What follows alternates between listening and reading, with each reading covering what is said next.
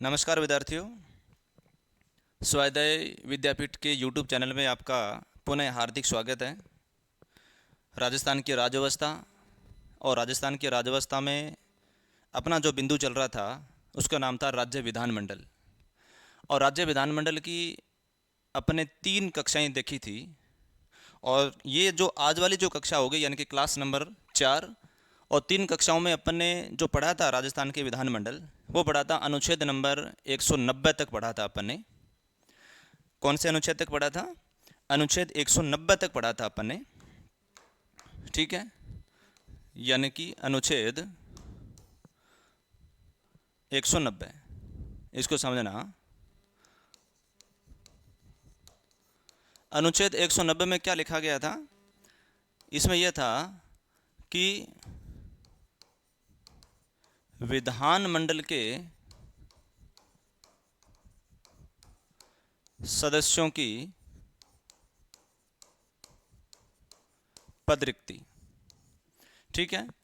यानी कि विधानमंडल के सदस्यों की पद रिक्ति के बारे में, यानी कि विधानमंडल में किस प्रकार से पद रिक्त हो सकते हैं, किस प्रकार से पद खाली हो सकते हैं, इस संबंध में अपन ने अनुच्छेद नंबर 190 को देखा था, जिसके क्लॉज भी अपन ने देखे थे। अनुच्छेद 190 का 1, अनुच्छेद 190 का 2, 3 और 4 तक अपन ने देखे थे।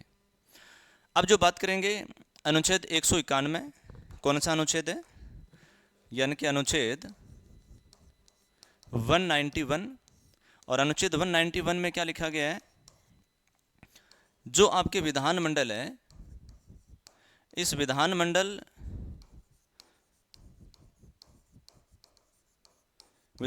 के सदस्यों की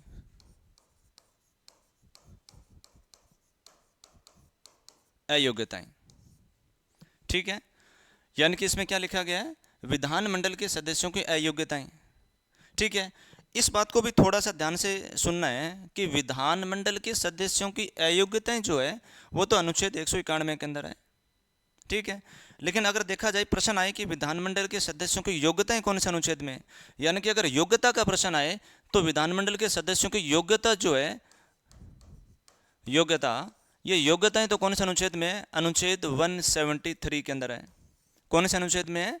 173 में। क्योंकि अपने देखा था कि अनुच्छेद 173 में क्या लिखा गया है? अनुच्छेद 173 में यह लिखा गया है कि भारत का नागरिक होना चाहिए, ठीक है। और उन्हें भारतीय संविधान की अनुसूची नंबर 3 के अनुसार उन्हें शपथ ग्रहण करनी होगी। और साथ साथ में विधानसभा के अगर सदस्य है तो उसकी न्यूनतम उम्र 25 वर्ष होनी चाहिए। और इसी प्रकार से विधान परिषद का अगर सदस्य है तो उसकी न्यूनतम उम्र कितनी होनी चाहिए? 30 वर्ष होनी चाहिए।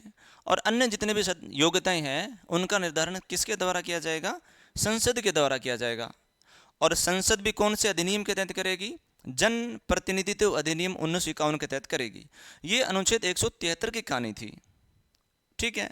लेकिन अभी जो अपन पढ़ रहे हैं वो पढ़ रहे हैं कि अनुच्छेद 191 जिसमें विधानमंडल के सदस्यों की अयोग्यताएं हैं। अयोग्यताओं की अगर बात करें तो कौन कौन सी अयोग्यताएं हैं?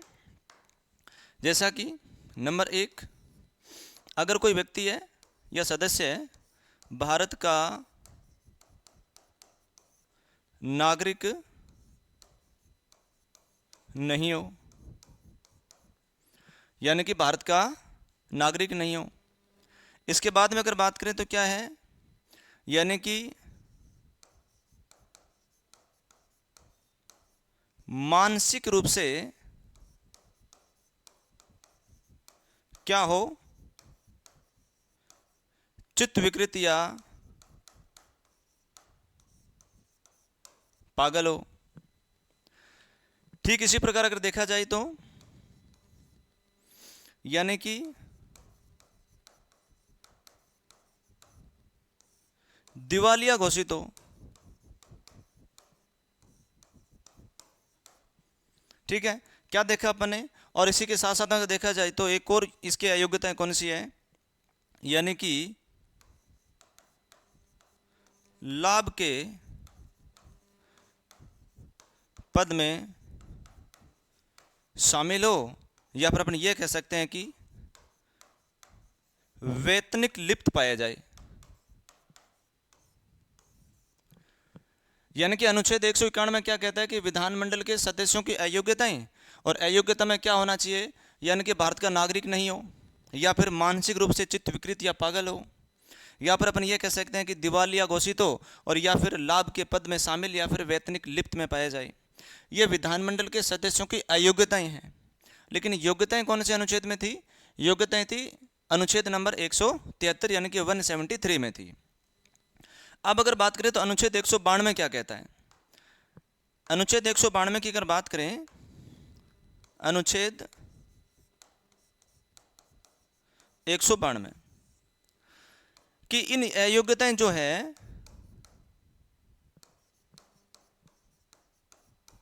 यानी कि अयोग्यताओं का निर्धारण किसके द्वारा किया जाएगा?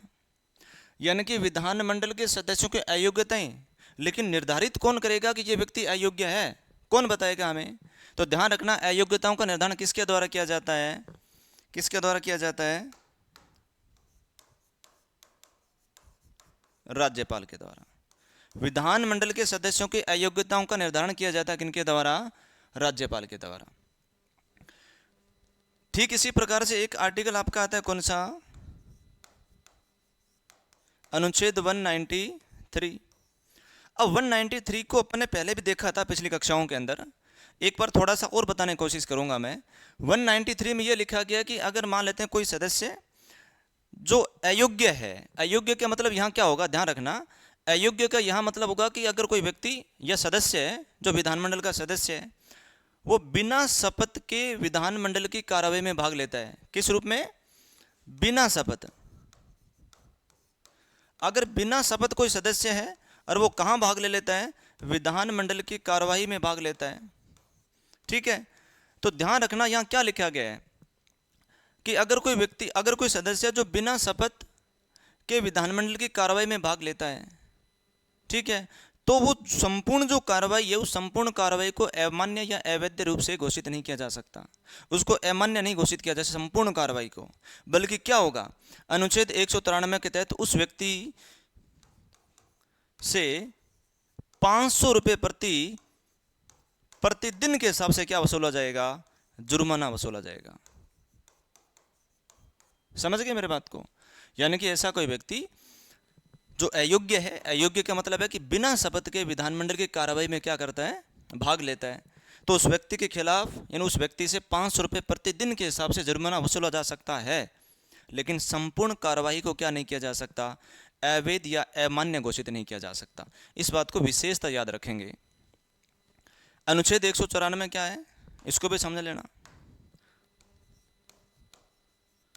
अनुच्छेद 194 को समझना। अनुच्छेद 194 में क्या लिखा गया है? इसमें लिखा गया है कि जो विधानमंडल है, विधानमंडल के सदस्यों, सदनों व समितियों के अधिकार,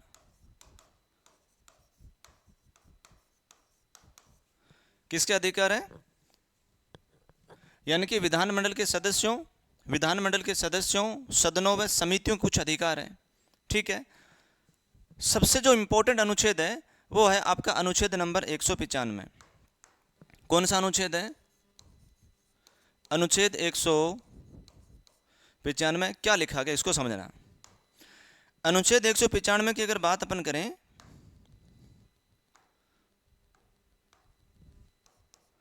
यानी कि विधानमंडल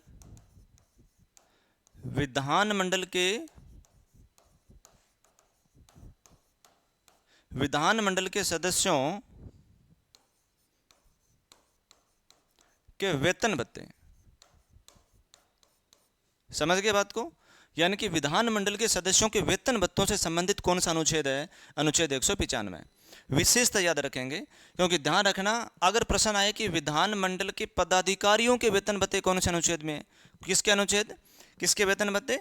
पदाधिकारियों के। तो अगर पदाधिकारियों का अनुच्छेद पूछे तो वो तो कौन सा हो जाएगा? आर्टिकल 86 यानी कि 186। अनुच्छेद 186 में ये लिखा गया कि विधानमंडल के पदाधिकारियों के वेतन भत्तों का उल्लेख कर रखा है। पदाधिकारी का मतलब कौन सा हुआ? विधानसभा अध्यक्ष व उपाध्यक्ष व सभापति व उपसभापति। लेकिन प्रश्न पूछे कि विधानमंडल के सदस्यों के वेतन भत्ते, और विधानमंडल के सदस्यों के जो वेतन भत्ते हैं वो कौन से अनुच्छेद में है? 195 के तहत है। इस बात का विशेषता याद रखेंगे। ध्यान रखना, अपन क्रम से चल रहे हैं। अपन क्या स्टार्ट किया था? अनुच्छेद 168 से। पिछली वाली जितनी भी कक्षाएं हैं उनके अंदर अपन ने 3 कक्षाओं के अंदर अनुच्छेद 168 से लेकर 190 तक देखा था, और 190 से आगे की कहानी इसमें देख रहे हैं। यानी कि अपन क्रम से चलेंगे, और कहाँ तक चलेंगे? अनुच्छेद 212 तक विधानमंडल कंप्लीट करेंगे, कम से कम 4 वीडियो के अंदर। ठीक है, 4 कक्षा लगेगी कम से कम, मान के चलना। अब ये होता है कि विधानमंडल के जो सदस्य होते हैं, इन सदस्यों के वेतन भत्तों की बात है। यहाँ एक प्रश्न है कि जैसे विधानमंडल के सदस्यों के जो वेतन है, उन वेतन भत्तों का निर्धारण किसके द्वारा किया जाता है? क्या निर्धारण? तो विधानमंडल के सदस्यों का निर्धारण जो किया जाता है वो किसके द्वारा किया जाता है? राज्य विधानमंडल के द्वारा किया जाता है। किनके द्वारा? राज्य विधानमंडल के द्वारा किया जाता है। ठीक है, और जो आपके विधानमंडल के सदस्य हैं, उन सदस्यों के वेतन भत्तों का उल्लेख भारतीय संविधान की कौन सी अनुसूची में कर रखा है? दूसरी अनुसूची में इसका उल्लेख कर रखा है। कौन सी अनुसूची में? दूसरी अनुसूची में। और विधानमंडल के सदस्यों को जो वेतन भत्ता मिलता कहां से है? यानी कि विधानमंडल के सदस्यों को वेतन भत्ता कहां से मिलता है? यह मिलता है राज्य की संचित निधि कोष से। कहां से मिलता है? राज्य की संचित निधि कोष से। ठीक है, यानी कि मैंने 3 चीजें देखी अभी तक। विधानमंडल के सदस्यों का वेतन भत्ते और वेतन भत्तों का उल्लेख अनुच्छेद 195 में दे रखा है। विधानमंडल के जो सदस्य होते हैं, विधानमंडल के सदस्यों के वेतन भत्तों का निर्धारण राज्य विधानमंडल द्वारा किया जाता है, और उनका उल्लेख कौन सी अनुसूची में? दूसरी अनुसूची में। ठीक है, इसके बाद में मिलता कहां से? राज्य की संचित निधि कोष से मिलता है। यहां तक आई बात समझ में? सामान्य सी बातें थी। अब अगर बात करें, जैसे कि मान लेते हैं कि एक जो विधायक होता है, इस एक विधायक का कितना वेतन होता है? ठीक है, यानी कि मान लेते हैं कि एक विधायक है, यानी कि एक विधायक का जो वेतन होता है, एक विधायक का वेतन होता है 40,000 रुपये प्रति माह। यानी कि एक विधायक को कितना वेतन मिलता है? 40,000 रुपये प्रति माह। ये वेतन बता रहा हूं मैं, अभी तक भत्ते नहीं बता रहा हूं। अब जो आएगा वो आएगा भत्ता। इसके बाद अगर बात करें तो निर्वाचन भत्ता कितना मिलता है? एक विधायक जो होता है उसको निर्वाचन भत्ता, यानी कि जब वो चुनाव लड़ता है, चुनाव लड़ने के लिए कितने रुपए मिलते हैं? निर्वाचन भत्ता। ठीक है, निर्वाचन भत्ता की अगर बात करें तो कितने हजार रुपए मिलते हैं? 70,000 रुपये मिलते हैं। ठीक है, यानी कि वेतन तो कितना है? 40,000 रुपये। निर्वाचन भत्ता कितना रुपए मिल रहा है? 70,000 रुपये मिल रहा है इसको। अगर मान लेते हैं कि एक जो विधायक होता है उसको किराया भत्ता कितना मिलता है? यानी कि किराए के रूप में कितने रुपए मिलते हैं? किराया भत्ता। ये किराया जो भत्ता मिलता है ये मिलता है, ध्यान रखना, कितना? 30,000 रुपये प्रति माह। समझ गए मेरे बात को? इसके बाद अगर बात करें, जैसे कि एक दो विधायक होता है उसको दैनिक भत्ता भी मिलता है। क्या मिलता है? दैनिक भत्ता। ठीक है, और दैनिक भत्ता जो मिलता है कितना, कितने रुपए मिलते हैं दैनिक भत्ते के रूप में? 2,000 रुपये। यानी कि जो छोटा मोटा खर्चा होता है उसको दैनिक भत्ता, यानी कि वो मिलता है प्रतिदिन के हिसाब से। क्या मिलता है? दैनिक भत्ता जो मिलता है वो प्रतिदिन के हिसाब से मिलता है। ठीक है, इसी प्रकार से अगर बात करें, एक होता है टेलीफोन भत्ता भी मिलता है। क्या मिलता है? टेलीफोन भत्ता। और टेलीफोन जो भत्ता मिलता है वो मिलता है आपको 2,500 रुपये प्रति माह। समझ गए मेरी बात को? और उसके बाद में सबसे लास्ट में क्या मिलती है उसको? पेंशन मिलती है। और ये जो पेंशन मिलती है ये कितनी मिलती है? सॉरी, 35,000 रुपये मिलती है।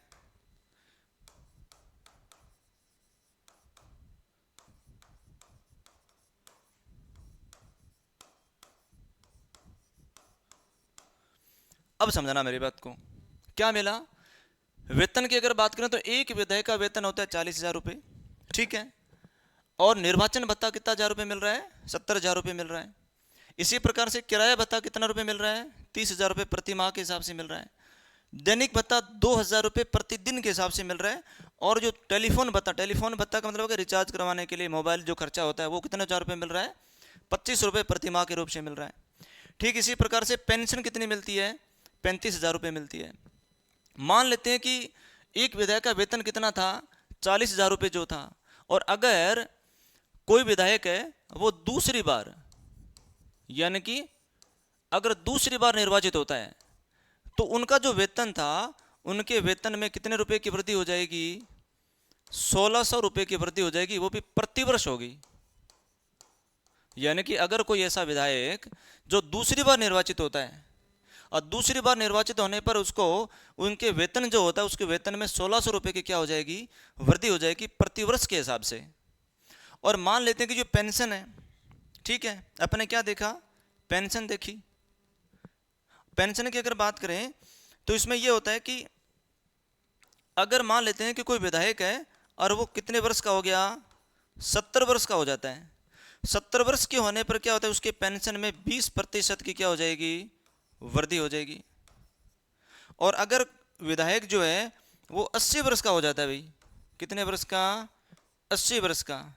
और 80 वर्ष के होने पर उसकी जो पेंशन होती है उसमें कितने प्रतिशत की वृद्धि हो जाएगी? 30% की क्या हो जाएगी? वृद्धि हो जाएगी।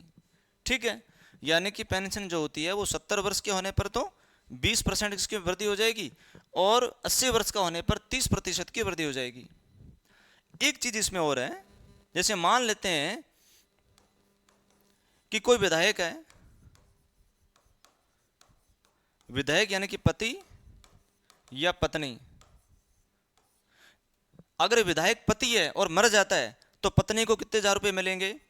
और अगर विधायक पत्नी है, मेरी बात को समझना, क्या देखा अपन ने कि मान लेते हैं कि विधायक जो है वो पति है और वो उसकी मृत्यु हो जाती है, और या फिर कोई विधायक है वो पत्नी है और उसकी मृत्यु हो जाती है। विधायक पति की मृत्यु पर पत्नी को और विधायक पत्नी की मृत्यु पर पति को कितने 1,000 रुपये मिलेगा? 17,500 रुपये गुजारा भत्ता मिलेगा। क्या मिलेगा? गुजारा भत्ता। आई बात समझ में? दोबारा समझा रहा हूं। विधायक पति मरने पर पत्नी को 17,500 रुपये गुजारा भत्ता मिलेगा और विधायक पत्नी मरने पर उसके पति को 17,500 रुपये क्या मिलेगा? गुजारा भत्ता मिलेगा। तो मेरी बात को शायद मेरे हिसाब से समझ गए होंगे कि एक विधायक का कितना पेंशन होती है, कितने इसका वेतन होता है, कौन कौन से इसके भत्ते होते हैं। विधायक का मोस्टली अगर देखा जाए तो एक विधायक का वेतन तो सिर्फ 40,000 रुपये होता है, लेकिन भत्ते देख सकते हो ये सारे के सारे बाकी क्या है? ये सारे के सारे क्या है? भत्ते है। और ये आपकी क्या है? आपकी पेंशन है। तो ये कौन से अनुच्छेद की बात कर रहे हैं अपन? अनुच्छेद नंबर 195 के बारे में। ठीक है, अब देखना है अपन को अनुच्छेद नंबर, ठीक है, अनुच्छेद, इसको अगर स्क्रीनशॉट लेना चाहते हो तो आराम से ले सकते हो। ठीक है, अगर कोई विद्यार्थी स्क्रीनशॉट लेना चाहता है तो आराम से ले सकता है। देखो ये वाली कहानी, ठीक है, बात आ गई समझ में? अब अपन जो बात करेंगे अनुच्छेद नंबर, कौन सा अनुच्छेद है? अनुच्छेद 196। इसमें क्या लिखा गया है? अनुच्छेद 196 में यह लिखा गया है कि विधानमंडल के जो विधेयक होते हैं, ठीक है, वो किस प्रकार से पारित होते हैं, उनके संबंध में कुछ क्या है? अधिकार है। ठीक है, इसके बारे में अभी बात करने वाले हैं, यानी कि विधेयकों के बारे में। अब जो अपन जो कहानी पढ़ने वाले हैं वो पढ़ेंगे विधेयक के बारे में। और विधेयक बहुत ही महत्वपूर्ण ध्यान रखना टॉपिक है किसी भी मतलब राज्य की राज्य व्यवस्था के अंदर, और राजस्थान की राज्य व्यवस्था में तो है ही है। विधेयकों से हमेशा प्रतियोगी परीक्षाओं के अंदर प्रश्न आता है, हमेशा प्रश्न आता है, और बहुत बढ़िया वाला प्रश्न भी आता है। विधेयक को समझना बहुत इंपॉर्टेंट चीज़ है। ठीक है, विधेयक की अगर बात करें तो पहले तो प्रश्न ये है कि विधेयक कहते किसे हैं? क्या चीज़ है कि विधेयक है क्या? ठीक है, ये आपका विधेयक है। विधेयक के मतलब क्या होता है कि प्रक्रियाधीन जो कानून होता है, यानी कि प्रक्रियाधीन जो कानून होता है, उस प्रक्रियाधीन कानून को क्या कहते हैं अपन, प्रक्रियाधीन कानून जो होता है उसे अपन क्या कहते हैं, या प्रक्रियाधीन प्रस्ताव जो होता है, सॉरी, प्रक्रियाधीन जो प्रस्ताव होता है उसे अपन क्या कहते हैं, विधेयक कहते हैं। समझ गए बात को, यानी कि उसके ऊपर प्रक्रिया चल रही है, वो प्रक्रियाधीन है, विचाराधीन चल रहा है, ठीक है। और जैसे मान लेते हैं कि राज्यपाल या राष्ट्रपति के द्वारा पारित कर दिया जाता है, राज्यपाल या राष्ट्रपति के द्वारा हस्ताक्षर कर दिए जाते हैं, हस्ताक्षर करने के बाद यही जो विधेयक होता है वो क्या बन जाएगा, अधिनियम बन जाता है। इस बात को भी थोड़ा सा विशेषता याद रखोगे। अब क्या होता है कि पहला प्रश्न ये है कि विधेयक होते कितने प्रकार के हैं, ठीक है। मोटा मोटी तौर पर अगर देखा जाए तो अपन थोड़ा सी बात करेंगे, जैसा कि एक होता है आपका कौन सा, अब इससे पहले एक चीज ये समझने की कोशिश करना, जैसा कि एक होता है, ध्यान रखना, सरकारी विधेयक, सरकारी विधेयक, ठीक है।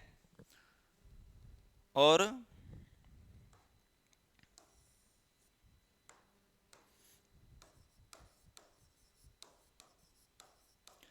एक होता है कौन सा आपका, गैर सरकारी। इसको इस प्रकार से समझने की कोशिश करना, बहुत बढ़िया चीज समझ में आ जाएगी। जैसे कि मान लेते हैं कि सरकारी विधेयक है, ठीक है, और विधेयक कौन कौन से हैं ये भी देखना, यानी कि सरकारी विधेयक भी हो सकता है, गैर सरकारी विधेयक भी हो सकता है। कौन कौन से विधेयक हैं, जैसे कि देखा जाए तो एक होता है कौन सा आपका धन विधेयक, ठीक है। एक जो होता है वो कौन सा होता है, संविधान संशोधन विधेयक होता है, ठीक है। इसी प्रकार अगर देखा जाए तो एक कौन सा होता है आपका वित्त विधेयक होता है, ठीक है। और इसी प्रकार अगर देखा जाए तो एक कौन सा था आपका साधारण विधेयक होता है, ठीक है।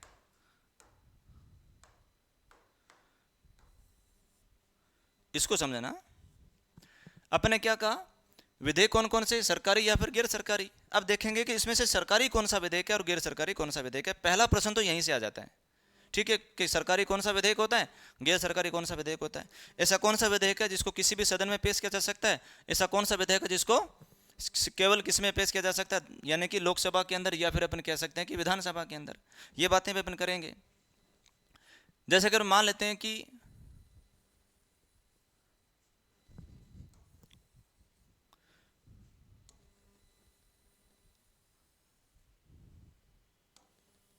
इसको थोड़ा सा समझना, ठीक है, ज़्यादा समझ में आ जाएगा ढंग से समझोगे तो। एक ये है कि जैसे मान लेते हैं कि सरकारी विधेयक यानी कि धन विधेयक जो होता है वो हमेशा कौन सा विधेयक होता है, सरकारी विधेयक होता है।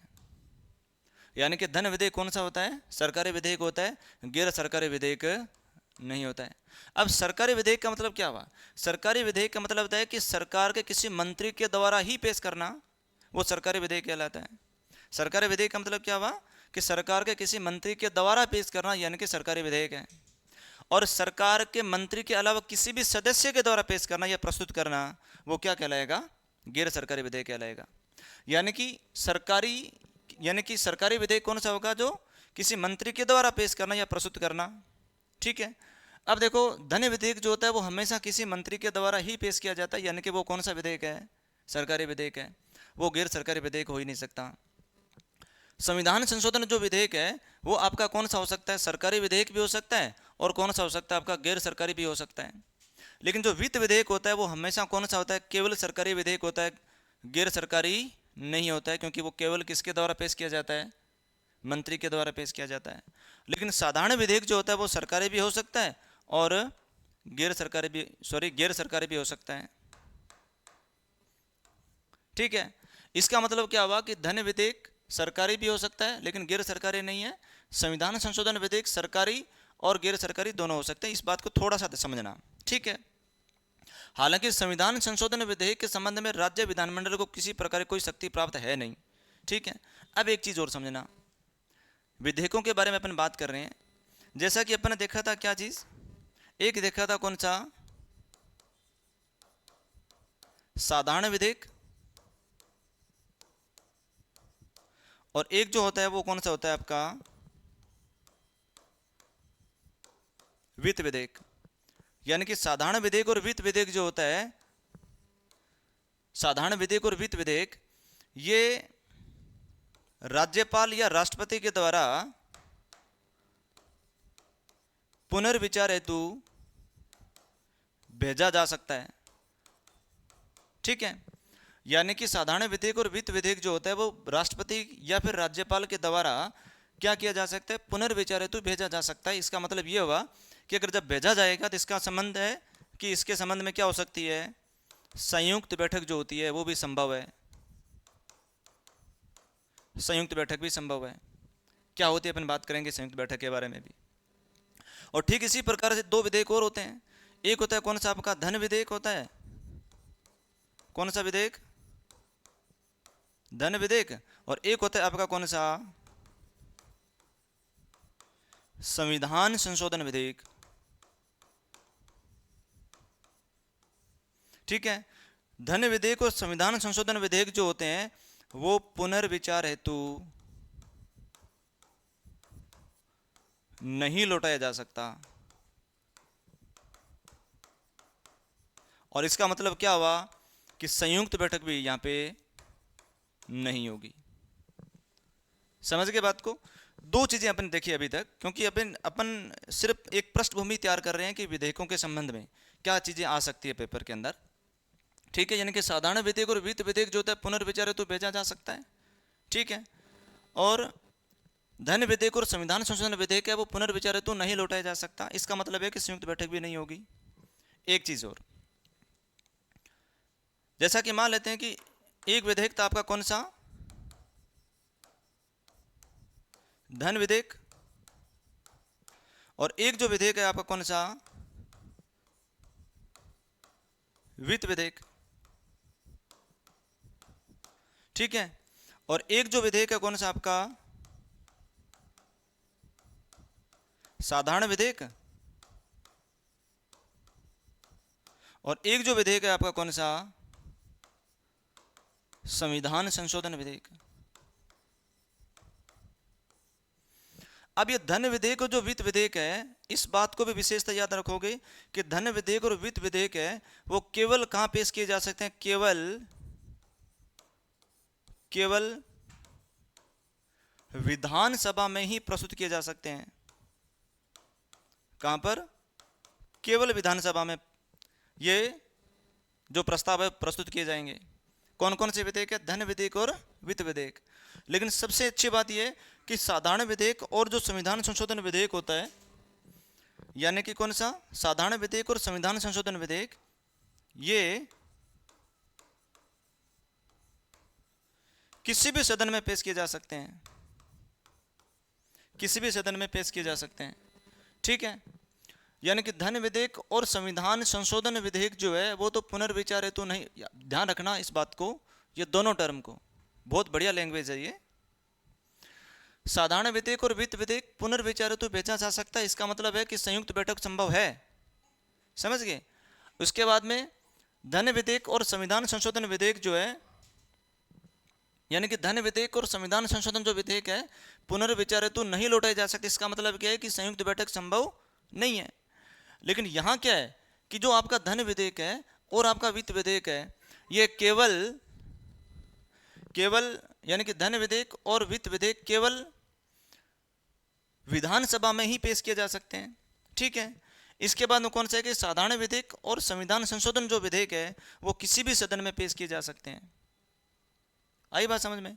यानी कि यहां से एक प्रश्न यहां से सीधा सीधा आता है कि ऐसा कौन सा विधेयक है, कौन कौन से विधेयक है जो केवल विधानसभा में पेश किए जाएंगे, ऐसे कौन से विधेयक है जो किसी भी सदन में पेश किए जा सकते हैं, ऐसे कौन से विधेयक है जिनको पुनर्विचार हेतु नहीं लौटाया जा सकता। क्यों नहीं लौटाया जा सकता, क्योंकि जो जैसे मान लेते हैं कि धन विधेयक है, तो धन विधेयक क्योंकि पुनर्विचार हेतु कौन लौटाएगा, राज्यपाल लौटाएगा, राष्ट्रपति लौटाएगा। लेकिन धन विधेयक प्रस्तुत करने से पहले राज्यपाल या फिर राष्ट्रपति की अनुमति आवश्यक होती है, क्योंकि उनकी अनुमति लेने के बाद में ये पेश किया जाता है, तो फिर ये वापस नहीं लौटा सकते हैं। इस बात को भी थोड़ा सा ध्यान रखोगे। ठीक है, तो कुल मिला के अपन जो बात की है इसको दोबारा से समझाने की कोशिश करना। एक तो अपन ने ये बात की है, एक प्रश्न तो ये है कि सरकारी विधेयक कौन सा हो सकता है और गैर सरकारी कौन सा हो सकता है। उसके बाद में मैंने आपको जो समझाया है वो ये समझाया कि ऐसे कौन से विधेयक है जो पुनर्विचार हेतु लौटाए जा सकते हैं और नहीं लौटाए जा सकते। इसके बाद में जो मैंने बात की है कि ऐसे कौन से विधेयक है जो केवल विधानसभा में पेश किए जा सकते हैं और ऐसे कौन से विधेयक है जो किसी भी सदन में पेश किए जा सकते हैं। मेरे बात को समझ रहे हो? आगे देखना। अब अपन जो करेंगे, जैसा कि एक है आपका कौन सा, यानी कि राज्य विधानमंडल के संबंध में बात करेंगे, यानी कि साधारण विधेयक। ठीक है, साधारण विधेयक। साधारण विधेयक जो है इसका उल्लेख है, ध्यान रखना, भारतीय संविधान का अनुच्छेद 197 के अंदर। ठीक है, इसके बाद अगर देखा जाए तो एक आपका धन विधेयक, और धन विधेयक की प्रक्रिया। और ये जो धन विधेयक की प्रक्रिया जो है, एक मिनट,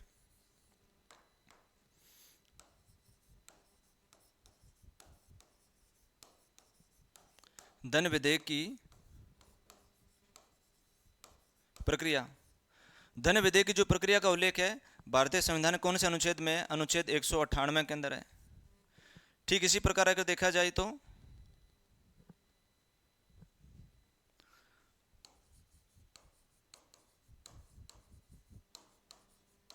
धन विधेयक की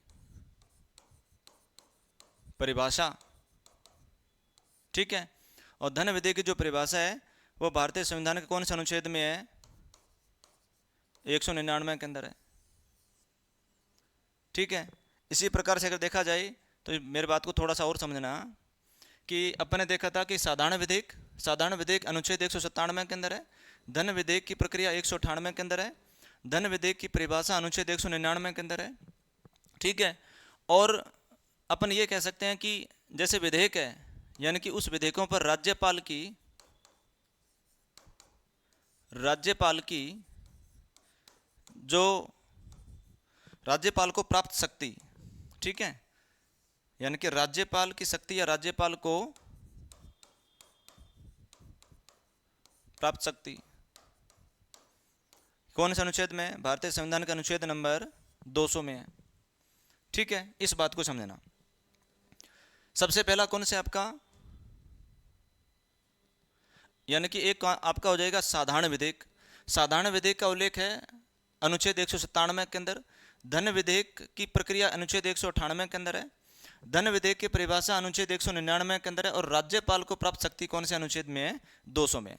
अब जैसा कि मान लेते हैं कि राज्यपाल के पास में एक शक्ति ये भी आके मैं समझाने की कोशिश करूंगा, एक शक्ति ये भी है कि राज्यपाल इस कोई भी विधेयक को क्या कर सकता है? स्वीकार कर सकता है, अस्वीकार कर सकता है।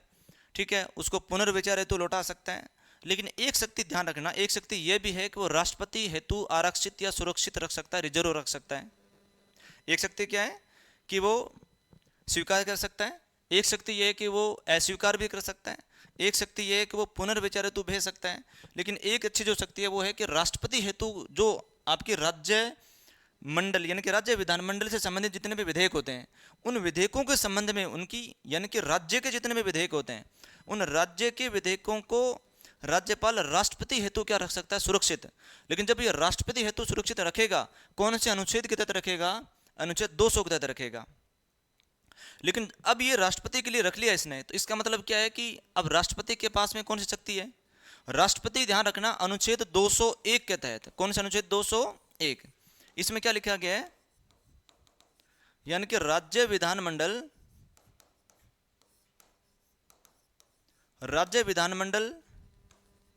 द्वारा पारित विधेयकों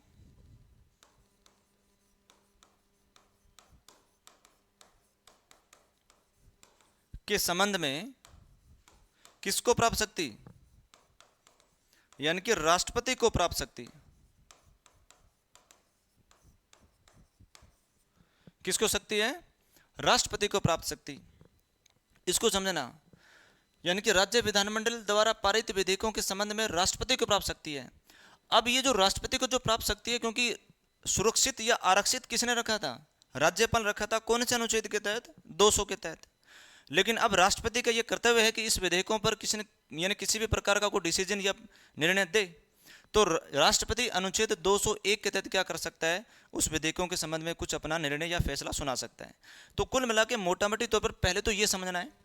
इससे पहले क्या समझना था, वो जो मैं अभी अभी मैं बता कर आया हूँ।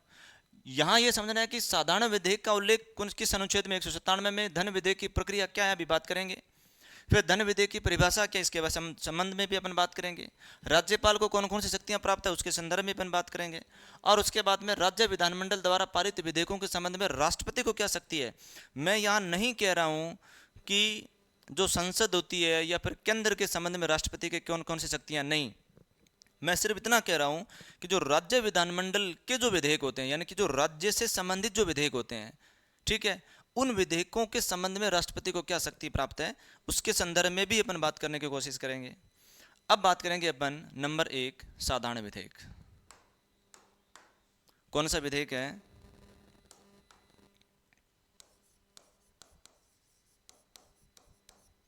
साधारण विधेयक। समझना मेरी बात को। और साधारण विधेयक जो है अनुच्छेद 197 के अंदर है, ठीक है। साधारण विधेयक के बारे में अपन ने 3 बातें तो पहले कर चुके हैं कि साधारण विधेयक नंबर 1 बात, ये किसी भी सदन में पेश किया जा सकता है, किसी भी सदन में पेश किया जा सकता है, ठीक है। नंबर 2 बात अपन ने ये भी लिखी कि साधारण विधेयक जो होता है वो पुनर्विचार हेतु लौटाया जा सकता है, ठीक है। पुनर्विचार हेतु क्या किया जा सकता है? लौटाया जा सकता है, ठीक है। एक बात अपन ने और भी देखी थी कि ये जो साधारण विधेयक जो है, यानी कि किसी भी सदन में पेश किया जा सकता है, पुनर्विचार हेतु लौटाया जा सकता है। क्यों लौटाया जा सकता है, बात करेंगे। इसके साथ साथ में एक अपन ने ये देखा था कि ये कौन सा हो सकता है? सरकारी विधेयक। सरकारी विधेयक भी हो सकता है। और इसके साथ साथ में क्या होता है आपका? गैर सरकारी विधेयक। गैर सरकारी विधेयक भी हो सकता है, यानी कि सरकार किसी मंत्री के द्वारा भी पेश किया जा सकता है और सरकार के किसी अन्य सदस्य के द्वारा भी पेश किया जा सकता है, ठीक है। तो कुल मिला के पहला तो ये मोटा मोटी ये सामान्य जो बातें यहाँ से प्रश्न आता है हमेशा कि साधारण विधेयक किसी भी सदन में पेश किया जा सकता है, पुनर्विचार हेतु लौटाया जा सकता है, और सरकारी भी हो सकता है और गैर सरकारी भी हो सकता है, ठीक है। इस बात को समझाना। अपन ने क्या कहा, ठीक है, एक मिनट, कितने मिनट होगी भाई?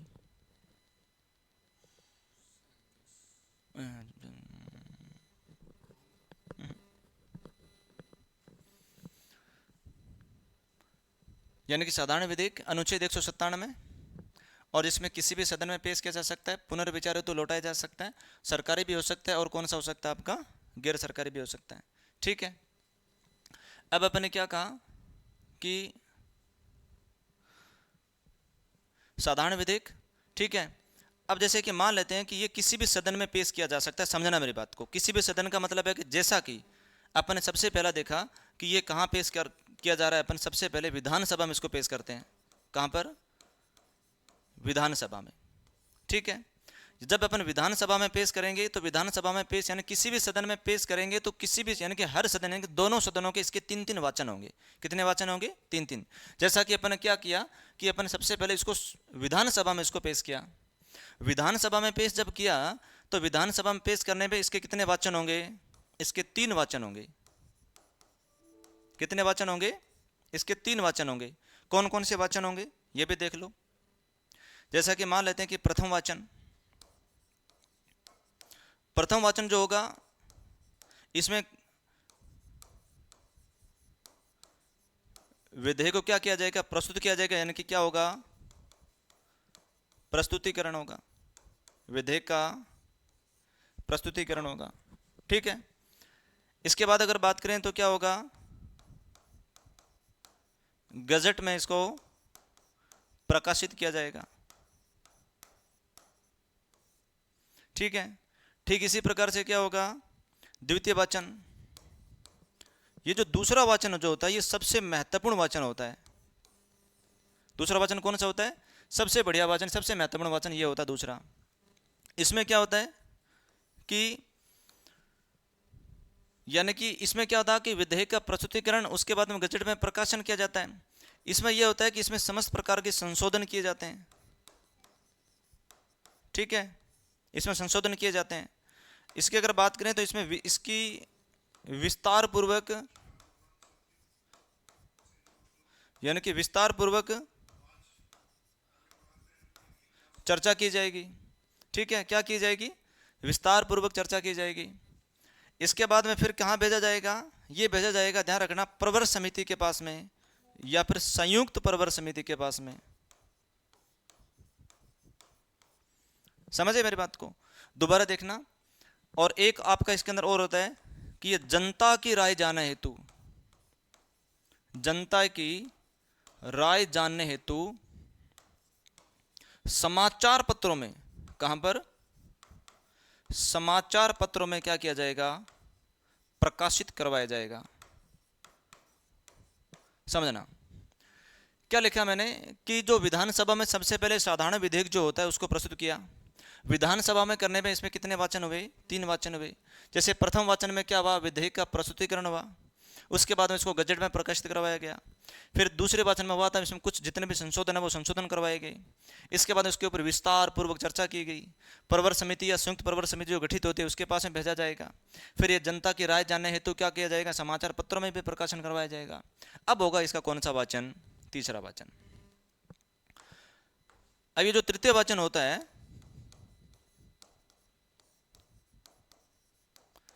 तृतीय वाचन में क्या होगा? नंबर 1, इसमें भाषा संबंधी अशुद्धियों को दूर किया जाएगा। यानी कि भाषा संबंधी अशुद्धियों को क्या किया जाएगा? दूर किया जाएगा। ठीक इसी प्रकार से क्या होगा? भाषा संबंधी अशुद्धियों को दूर करने के बाद यानी कि मतदान हेतु, यानी इसके ऊपर वोटिंग होगी और मतदान हेतु क्या किया जाएगा?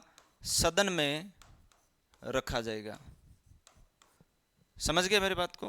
जब सदन में रखा जाएगा, मतदान होने के बाद में अब ये कहां से पारित हो जाता है? मान लेते हैं कि यहां से क्या हो गया? पारित हो गया। और पारित होने के बाद में क्या, कहां जाएगा ये? यानी कि यहां से पारित हुआ और पारित होने के बाद में कहां जाता है? दूसरे सदन में जाता है। ठीक है, और दूसरे सदन में भी ध्यान रखोगे इसके कितने वाचन होंगे? इसके वाचन होंगे 3। ठीक इसी प्रकार से। ठीक है, यानी कि अपन ने क्या कहा कि इसमें प्रथम जो था साधारण विधेयक को सबसे पहले विधेयक का प्रस्तुतिकरण, उसके बाद में गजट में प्रकाशित करवाया। फिर क्या हुआ? इसके ऊपर संशोधन हुआ दूसरे वाचन में, यानी कि दूसरे वाचन में विस्तार पूर्वक चर्चा भी होती है। संयुक्त प्रवर समिति या प्रवर समिति के पास में भेजा जाता है। जनता की राय जाने तो समाचार पत्रों में प्रकाशित करवाया जाता है। फिर होता है नंबर तीसरा वाचन, और तीसरे वाचन में क्या होता है कि भाषा संबंधी अशुद्धियों को दूर किया जाएगा और उसको मतदान के लिए सदन में रखा जाएगा। ये 3 वाचन होने के बाद में ये जो प्रस्ताव होता है ये क्या हो जाता है? एक सदन से पारित हो गया। और एक सदन से पारित होने के बाद में किसके पास जाएगा? दूसरा सदन। और दूसरा सदन यानी कि विधान परिषद के पास में जाएगा। दूसरे सदन के पास में भी कितने वाचन होंगे? 3 वाचन होंगे। लेकिन दूसरा जो सदन होता है उसके पास में कौन कौन सी शक्तियाँ होती है, इस बात को ध्यान रखोगे। कौन कौन सी शक्तियाँ? यानी कि मान लेते हैं कि ये दूसरा सदन है और दूसरा सदन जो है इस विधेयक के ऊपर क्या कर सकता है? समझना मेरी बात को। यानी कि नंबर 1 इसको स्वीकार कर सकता है। नंबर 2 इसको क्या कर सकता है? अस्वीकार कर सकता है। ठीक है, नंबर 3 अगर बात करें तो क्या कर सकता है? संशोधन करवा सकता है, यानी कि संशोधन की सिफारिश कर सकता है। अब सबसे इंपॉर्टेंट फैक्ट क्या है, मेरी बात को समझना। ये जो 3 जो है ना, यानी कि स्वीकार, दूसरा सदन क्या करेगा? ये तो स्वीकृत करेगा या अस्वीकृत करेगा या फिर संशोधन के लिए कुछ सिफारिश करेगा। यानी कि दूसरा सदन है कौन सा अपने नजरों में? ये है विधान परिषद। ठीक है, यानी कि विधान परिषद क्या कर सकता है? स्वीकार, अस्वीकार, संशोधन। इस हेतु इसे कितने महीने का समय दिया जाता है? 3 माह का समय होता है इसके पास में। कितने माह का समय होता है? 3 माह का समय होता है। लेकिन एक और शक्ति होती है इसके पास में, एक और ये होता है कि पुनर्विचार हेतु भेज सकता है ये, पुनर्विचार हेतु। ठीक है, अब पुनर्विचार हेतु भेजेगा तो विधान परिषद से कहां जाएगा? ये वापस विधानसभा के पास में जाएगा। ठीक है, विधानसभा वापस क्या कर देगी, इसको पारित करके किसके पास भेज देगी, विधान परिषद के पास में। अब ये जब दोबारा विधानसभा ने इसको भेजा, और इस बार ध्यान रखना विधान परिषद के पास में 1 माह का समय और होता है, 1 माह के अंदर क्या करना पड़ेगा, उसको पारित करना पड़ेगा।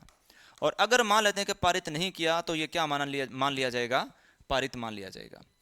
प्रश्न क्या आता है, प्रश्न ये आता है कि साधारण विधेयक के संबंध में या साधारण विधेयक को विधान परिषद कितने माह तक रोक कर रख सकती है।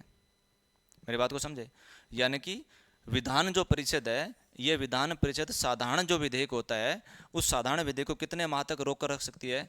यानी कि प्रथम जो राउंड था, इस प्रथम फेज के अंदर तो कितने माह तक रोक कर रख सकती है, 3 माह तक। इसके बाद उसने क्या किया कि पुनर्विचार हेतु कहाँ भेज दिया, विधानसभा के पास में भेज दिया। विधानसभा ने पारित करके वापस कहाँ भेज दिया, विधान परिषद के पास में। इस बार विधान परिषद जो है 1 माह तक और रोक कर रख सकती है, लेकिन 1 माह के अंदर अंदर क्या कर सकते हैं, उसको क्या करना होगा, पारित करना होगा, वरना ये क्या मान लिया जाएगा, पारित मान लिया जाएगा। मोस्टली अगर देखा जाए तो कुल मिलाकर यानी कि 3 + 1 यानी कि कुल मिलाकर कितने माह तक रोक रख सकती है, 4 माह तक इसको रोक सकती है। कितने माह तक, 4 माह तक। समझ गए। अब मान लेते हैं कि ये तो अपने देखा था कि ये जो साधारण विधेयक था, ये साधारण विधेयक सबसे पहले कहाँ रखा था, विधानसभा में रखा। कल को सबसे पहले ये विधान परिषद में रख देते हैं, कहाँ पर, विधान परिषद में। अब ये विधान परिषद में रखने के बाद में विधान परिषद के अंदर भी 3 वाचन होंगे। 3 वाचन होने के बाद में क्या होगा, यहाँ से पारित होगा। पारित होने के बाद में कहाँ जाएगा, विधानसभा के पास में। ठीक है। और विधानसभा, ध्यान रखना सबसे बढ़िया प्रश्न है यहाँ से, यानी कि विधान परिषद से पारित होने के बाद में साधारण विधेयक कहाँ जाएगा, विधानसभा के पास में। और विधानसभा अगर साधारण विधेयक को क्या कर दे, अस्वीकार कर दे, क्या कर दे, अस्वीकार कर दे, तो विधेयक क्या हो जाएगा, समाप्त हो जाएगा। क्या हो जाएगा, समाप्त हो जाएगा। समझ गए मेरी बात को, विधेयक क्या हो जाएगा, समाप्त हो जाएगा। तो कुल मिला के प्रथम सदन से पारित हुआ, फिर दूसरे सदन के पास में गया, और दूसरे सदन में क्या कर दे, पारित हो कर दे, तो फिर ये कहाँ जाएगा, राज्यपाल के पास जाएगा। समझना, राज्य, अब ये जो साधारण विधेयक कहाँ जाएगा, राज्यपाल के पास में। यानी कि राज्यपाल को प्राप्त शक्ति, राज्यपाल को प्राप्त शक्ति। अब राज्यपाल को प्राप्त शक्ति की अगर बात करें तो क्या होगा, अनुच्छेद कौन से के तहत है, आपने देखा था कि राज्यपाल अनुच्छेद 200 का प्रयोग करते हुए जो साधारण विधेयक है, इस साधारण विधेयक के संबंध में अपनी राय दे सकता है। राज्यपाल क्या करेगा, इस विधेयक को वापस वही कहानी है, क्या करेगा भाई, स्वीकार कर सकता है, ठीक है, अस्वीकार कर सकता है, स्वीकार कर सकता है, अस्वीकार कर सकता है, ठीक है, या फिर क्या कर सकता है भाई, पुनर्विचार हेतु वापस लौटा सकता है, ठीक है। और नंबर जो 4 है वो ये है कि राष्ट्रपति के लिए आरक्षित रख सकता है। किसके लिए, राष्ट्रपति हेतु आरक्षित रख सकता है। ध्यान रखना, क्रम से पढ़ोगे तो ज़्यादा समझ में आएगा। यानी कि ये साधारण विधेयक था, पहले एक सदन में गया, फिर दूसरे सदन में गया, दूसरे सदन ने पारित कर दिया, फिर राज्यपाल के पास में गया। लेकिन साधारण विधेयक के अंदर तो जो कहानी अपने पीछे पड़ी थी अभी जस्ट, वो तो अनुच्छेद 197 के तहत पड़ी थी। लेकिन अब जो कहानी पढ़ रहे हैं कि राज्यपाल के पास गया, और राज्यपाल जो अपना जो फैसला सुनाएगा वो कौन से अनुच्छेद के तहत सुनाएगा, अनुच्छेद 200 के तहत। मान लेते हैं कि स्वीकार कर लिया, अस्वीकार कर लिया, या फिर पुनर्विचार है तो भेज दिया, ये तो ठीक है। लेकिन कल को इसने क्या कर लिया, राष्ट्रपति के लिए आरक्षित रख लिया। राष्ट्रपति के लिए सुरक्षित रिजर्व रखने के बाद में ये कहाँ जाएगा, राष्ट्रपति के पास में जाएगा। अब राष्ट्रपति इसी विधेयक जो को राज्य विधानमंडल से संबंधित विधेयक था, इस विधेयक के ऊपर अनुच्छेद 201 के तहत, कौन से अनुच्छेद के तहत, 201 के तहत क्या करेगा, यानी कि राज्य विधानमंडल द्वारा पारित विधेयक के संबंध में किसको शक्ति, राष्ट्रपति को प्राप्त शक्ति। ठीक है। अब ये राष्ट्रपति को कौन कौन सी शक्ति है, इसको भी समझना। राष्ट्रपति, ध्यान रखना, क्या कर सकता है, वापस वही कहानी, स्वीकार कर सकता है। नंबर 2 दूसरी बात, अस्वीकृत कर सकता है, ठीक है। और इसके बाद में नंबर तीसरी बात जो है वो क्या कर सकता है भाई, पुनर्विचार हेतु रख सकता है। सबसे बढ़िया बात जो है वो ये है कि राष्ट्रपति स्वीकार कर सकता है, अस्वीकार कर सकता है, ठीक है, स्वीकार कर सकता है, अस्वीकार कर सकता है या पुनर्विचार हेतु भेज सकता है। मान लेते हैं कि पुनर्विचार हेतु भेजने के बाद में वापस से किसके पास में आ गया, राष्ट्रपति के पास में, तो इस बार राष्ट्रपति जो है उसके ऊपर फैसला सुनाने हेतु पहले क्या था कि पहले यह था कि बाध्यकारी नहीं था, यानी कि किसी प्रकार कोई उसके ऊपर रूल नहीं था कि राज्यपाल यानी कि राष्ट्रपति को इतने दिन में फैसला सुनाना ही पड़ेगा। अगर पुनर्विचार हेतु इसने भेजा, वापस कहाँ गया, राष्ट्रपति के पास में आ गया, तो इस संबंध में पहले कहानी यह थी कि राष्ट्रपति इसके अंदर बाध्यकारी नहीं है, किसी प्रकार से बाउंडेशन में नहीं है कि इतने माह के अंदर अंदर क्या करना पड़ेगा, फैसला सुनाना पड़ेगा। लेकिन ध्यान रखना अभी अभी जो 2025 के अंदर एक जो मामला आया था उसमें क्या हुआ था कि तमिलनाडु के राज्यपाल, किसने, तमिलनाडु के राज्यपाल R.N. रवि, तमिलनाडु के राज्यपाल R.N. रवि से संबंधित जो मामला आया था, इसके अंदर क्या हुआ, इसके अंदर सुप्रीम कोर्ट ने क्या फैसला सुनाया, ये सुनाया कि राष्ट्रपति राज्य विधानमंडल द्वारा पारित जो विधेयक होते हैं उन संबंध में मात्र कितने माह में, यानी कि 3 माह के अंदर अंदर 3 माह में फैसला सुनाएगा। क्या सुनाएगा भाई, फैसला। ये 2025 में कह दिया। वो कौन सा मामला था, तमिलनाडु के राज्यपाल R.N. रवि से संबंधित मामला था। उस मामले में सुप्रीम कोर्ट ने साफ कह दिया कि 3 माह के अंदर अंदर राष्ट्रपति को राज्य विधानमंडल के जो विधेयक होते हैं उनको रोक कर नहीं रख सकते हैं, उनको क्या करना पड़ेगा, उनको फैसला सुनाना पड़ेगा, ठीक है। क्योंकि R.N. रवि ने क्या कर लिए, R.N. रवि ने जो राज्य विधानमंडल के तमिलनाडु की जो सरकार थी वो क्या कर रही है, वहां से पारित कर रही है अपने विधानमंडल से, और किसके पास में भेज रही है, राज्यपाल के पास में। राज्यपाल सारे के सारे क्या कर रहा है, राष्ट्रपति के लिए आरक्षित रख रहा है, ठीक है। इस वजह से जनता के लिए कोई कानून नहीं बन पा रहा है। जब सुप्रीम कोर्ट ने इसके संबंध में क्या लिया, संज्ञान लिया, और संज्ञान लेते हुए क्या कहा कि 3 माह के अंदर अंदर राष्ट्रपति को फैसला सुनाना पड़ेगा। अब जैसे ये जो बाध्यकारी कर दिया, कुल मिला के बात ये है, जैसे राष्ट्रपति को बाध्यकारी किया, बाध्यकारी करती फिर क्या हुआ कि अनुच्छेद 143, अनुच्छेद 143 यानी कि 143 के तहत राष्ट्रपति द्रौपदी मुर्मू ने सुप्रीम कोर्ट से कुल कितने सवाल पूछ लिए थे, 14 सवाल पूछे थे। कितने सवाल पूछे थे, 14 सवाल पूछ लिए थे, ठीक है। हालांकि अभी तक वो मामला पेंडिंग है, चल रहा है, तो उसके अंदर क्या होता है उसके बारे में बाद में बात करेंगे। तो कुल मिला के अपन ये कह सकते हैं कि अनुच्छेद 197 के बाद में कौन सा पढ़ा था अपन ने, 200 पढ़ा, जो राज्यपाल को प्राप्त शक्ति है। राज्यपाल के बाद में कौन सी थी, राष्ट्रपति की कौन कौन सी शक्तियां हैं। तो ये साधारण विधेयक कंप्लीटली था। एक बार थोड़ा सा और देखें, उसके बाद में क्लास करते हैं ऑफ।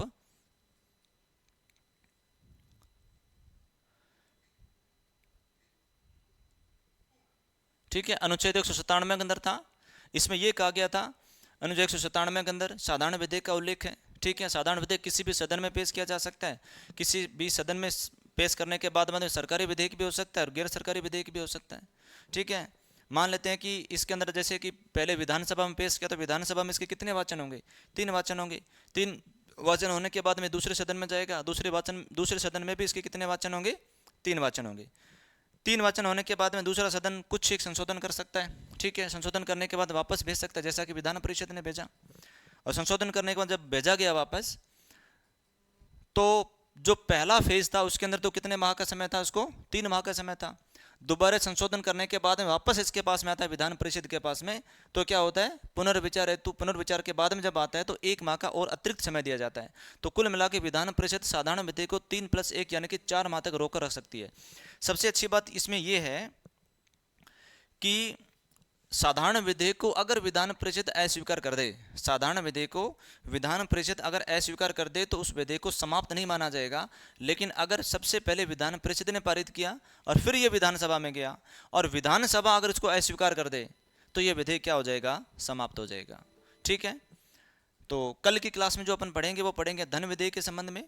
धन विधेयक के बाद में संविधान संशोधन विधेयक को भी मैं समझाने की कोशिश करूंगा। हालांकि राज्य जो विधानमंडल है, राज्य विधानमंडल की कार्रवाई में कौन सा नहीं आता है, संविधान संशोधन विधेयक आता नहीं है, क्योंकि संविधान में संशोधन करने की मात्र जो शक्ति है किसके पास में, संसद के पास में है। अनुच्छेद 368 भारतीय संविधान का भाग 20 के अनुच्छेद 368 के तहत संसद जो है भारतीय संविधान में संशोधन कर सकती है, वो भी असीमित संशोधन कर सकती है। लेकिन केशवानंद भारती बनाम खेल राज्य जो कब हुआ था, 1973 में हुआ। उसने स्पष्ट क्या कह दिया कि संसद मूल अधिकार में भी संशोधन कर सकती है, प्रस्तावना में भी संशोधन कर सकती है, लेकिन संविधान का जो बेसिक स्ट्रक्चर है, जो मूलभूत ढांचा है, जो आधारभूत संरचना है, उसको किसी प्रकार का खतरा नहीं होना चाहिए। तो संविधान संशोधन विधेयक हालांकि किसमें नहीं है, राज्य विधानमंडल के अंदर उसको पेश नहीं किया जा सकता, फिर भी अपन थोड़ी सी उसके भी लास्ट में चर्चा करेंगे। तो कल की जो क्लास रहेगी वो धन विधेयक बहुत इंपॉर्टेंट रहने वाली है। इसके बाद में कौन सी रहेगी, संविधान संशोधन विधेयक के संबंध में बात करेंगे।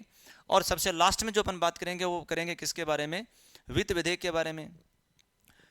और एक जो वीडियो रहेगा वो रहेगा कि विधानमंडल से संबंधित जितने भी प्रस्ताव है, जैसा कि आपके अविश्वास प्रस्ताव, विश्वास प्रस्ताव, धन्यवाद प्रस्ताव, नीतिगत प्रस्ताव, कटौती प्रस्ताव, ठीक है, स्थगन प्रस्ताव, इन सभी प्रस्तावों के बारे में एक क्लास अलग से स्पेशली अपन रखेंगे।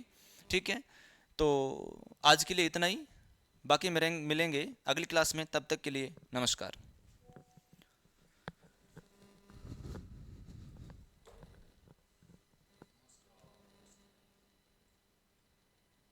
कर दियो आप।